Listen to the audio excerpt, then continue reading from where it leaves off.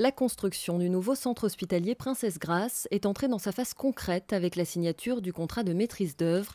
Plus qu'un bâtiment, il s'agit d'un projet médical de grande envergure qui devra répondre aux besoins en matière de santé des prochaines décennies. Pendant la première phase des travaux sur l'aile est du site, les patients continueront d'être pris en charge. La construction devra se faire alors que l'hôpital fonctionnera, l'actuel hôpital fonctionnera. Donc il y a beaucoup de contraintes et le groupe lauréat a montré ses capacités de dominer ces contraintes. Dès 2017, il y aura des places de parking disponibles. C'est un problème aujourd'hui, le parking, même si nous avons essayé de trouver des solutions ponctuelles.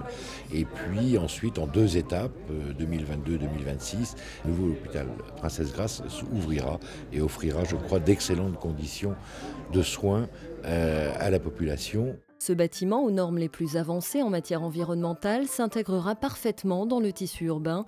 Il permettra une meilleure fonctionnalité hospitalière.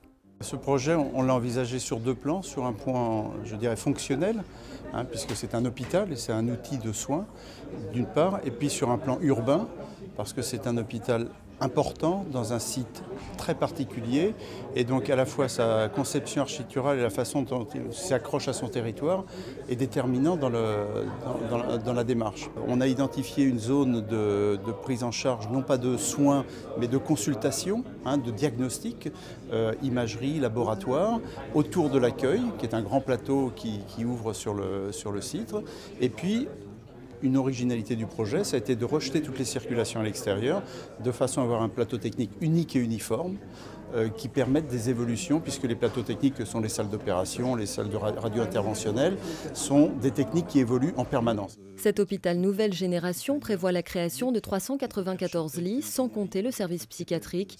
Il constituera avec le centre gérontologique Régnier 3 une offre de soins complète. Les études de conception seront lancées d'ici quelques semaines pour un démarrage des travaux prévu en octobre 2014.